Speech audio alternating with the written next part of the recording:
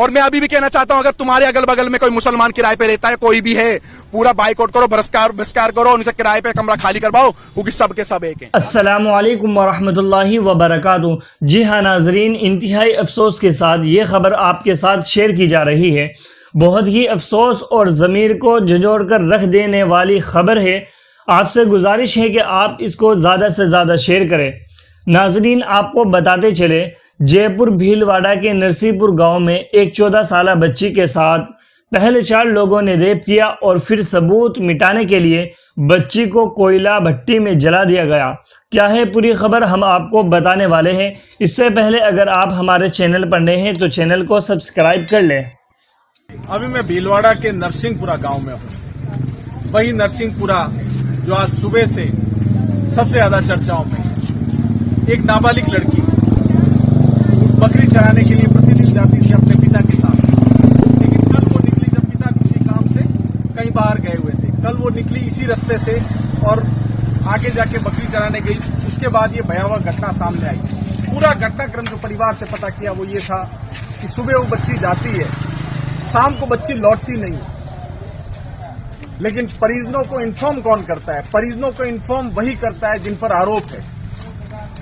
वही जो लड़के थे वो उन बकरियों को शाम को छोड़ने आते हैं इसी गांव में, और परिवार वालों को कहते हैं कि आपकी बच्ची नजर नहीं आ रही है, बकरियां सूनी घूम रही थी इसलिए हम पहुंचाने आए हैं, आपकी बच्ची नजर नहीं आ रही है। तो परिवार को चिंता हुई। परिवार उसके बाद शाम को 6 बजे वहां घटना स्थल पे गया, जहां बाद में बॉडी जलाने की बात सामने आई। 6 बजे गए जब उस समय ऐसी कोई वहां पे न तो आग जल रही थी, न भट्टी में कुछ जलने का था।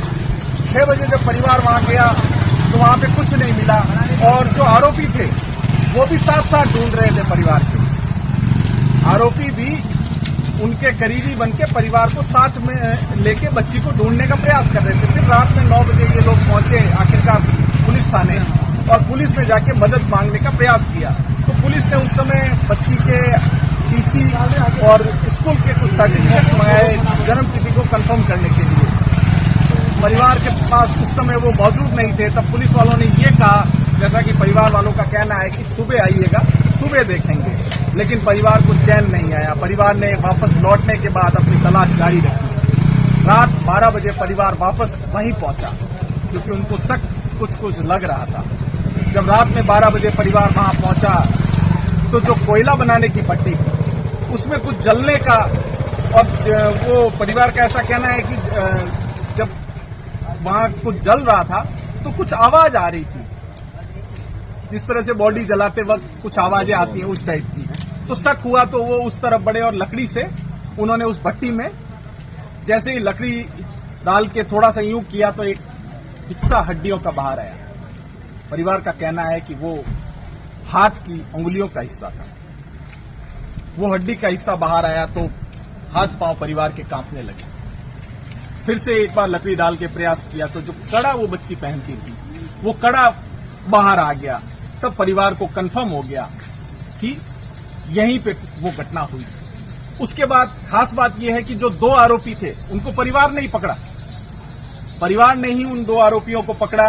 वो पुलिस को इन्फॉर्म किया। 15-20 मिनट बाद रात में पुलिस आई और उन आरोपियों को हिरासत में लेके पूछताछ की। उसके बाद अन्य कुछ आरोपी भी गिरफ्तार हुए हैं। लेकिन इस बीच खास बात यही है, 6 बजे परिवार उस घटना स्थल पे गया था, लेकिन उस समय ऐसा कुछ वहां नहीं था।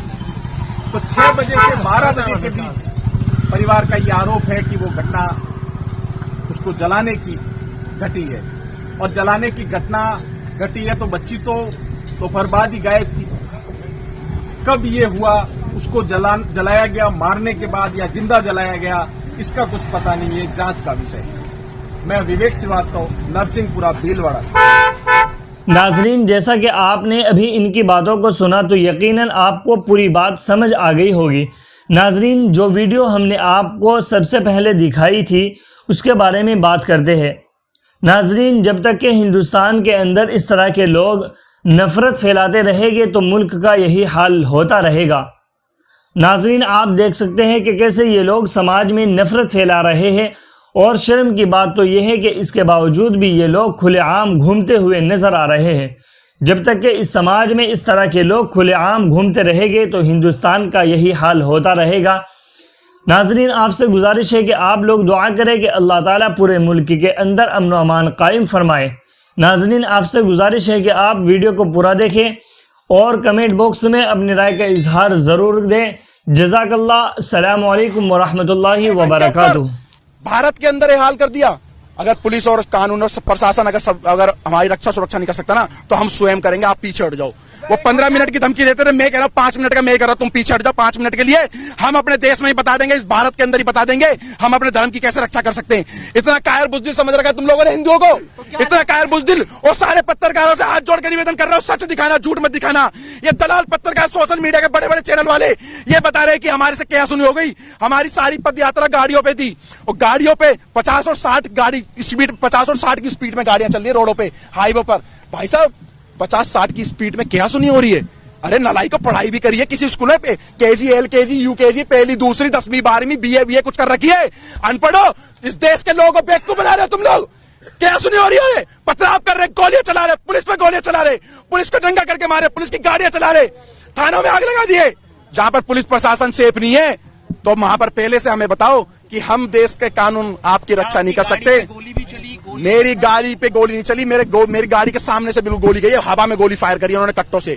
और ऐसे ऐसे वेपन उनके हाथ में थे जो दिल्ली पुलिस के भी हाथ में ऐसे हथियार नहीं थे। आर्मी वालों के पास भी नहीं होंगे। मैं कहा दिल्ली पुलिस, हरियाणा पुलिस के हाथ में ऐसे हथियार नहीं थे। इतने बड़े सारे के सारे में वायलेंस हुई है, ये पूरी फंडित थी, ये 4 पूरी की पूरी, ये पूरे के पूरे प्री प्लान के हिसाब से, फ्रेम के हिसाब से। और मैं अभी भी कहना चाहता हूं, अगर तुम्हारे अगल बगल में कोई मुसलमान किराए पे रहता है, कोई भी है, पूरा बाइकआउट करो, बहिष्कार करो, उनसे किराए पे कमरा खाली करवाओ, क्योंकि सबके सब एक हैं। अब क्या मांग है? उनकी मंशा क्या थी?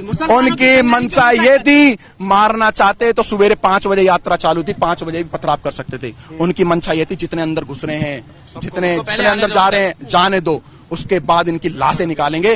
भारत के अंदर हिंदुओं पे हमला इस तरीके का हुआ। अगर तुम आप भी चुप रहे ना, तो फिर तुम अपने क्या हिंदुओं का गुनाह? हमारा हिंदुओं गुना, हिंदुओं गुना क्या गुना करा भाई हमने? आराध्य, हाँ 47 वाला झंडा, 47 गुना कोई नहीं था भाई साहब। गुना ये था कि हम लोग प्रशासन के भरोसे पे रह गए। अगर प्रशासन हमें पहले बोलता हम तुम्हारी सुरक्षा नहीं कर सकते, तो हम अपनी सुरक्षा स्वयं करते, और कैसे भी करना। हाँ, गजवाए हिंद की ये स्टार्टिंग है इनकी, ये गजवाए हिंद करने की, एक इन्होंने डर का माहौल बनाने की सोचा कि हम देश के अंदर एक माहौल ऐसा क्रिएट करें कि डर का और भय का माहौल। कोई भी मुसलमान से डरने की जरूरत नहीं है। मैं विजय हिंदू ऐलान कर रहा हूं, किसी भी मुसलमान से इस भारत के अंदर डरने की जरूरत नहीं है। किसी भी मुसलमान से, आपके बगल में 100 मुसलमान रहते हो, लाख मुसलमान रहते हो, डट के ही लड़ना है। जैसे हमारे भाई, हमारे बड़े पूर्वज भगत सिंह भाई भी लड़े थे, महाराणा प्रताप और पृथ्वीराज चौहान भी लड़े थे, उनके वंशीज हो भाई, उनके वंशीज हो भाई। मैं एक बात और बताइए, क्या लग रहा है सरकार से कार्रवाई की उम्मीद दिखाई दे रही है? क्योंकि मानव अधिकार की बात आ जाएगी, सुप्रीम कोर्ट आ जाएगा। मेरी बात सुनो, उनके हत्यारों को अभी तक जो है सजा। हाथ जोड़ के विनती है, मैं सारे अपने नालायक देश के सुप्रीम कोर्ट के जजों से बोलना चाहता हूं, सारे देश के IAS IPS कमिश्नर DCP साहब से बोलना चाहता हूं, अगर मेरा 1.5 साल का बच्चा मर जाता तो कौन सा जज मेरे बच्चे को लाके देता? आओ बताओ मेरे को, विजय हिंदू को बताओ, कौन सा जज आता मेरे बच्चों को मेरे को लौटाता? 1.5 साल के बच्चे को मौत के घाट उतार देते, तो मैं भी प्रशासन और संविधान को साइड में करके और चाहे मेरी जान चले जाती, मेरे बच्चे पे पथराव कर रहे थे ये लोग। जो महिलाएं फंसी हुई थी उनकी जांच की, महिलाओं पे गोली चलाई गई है, महिला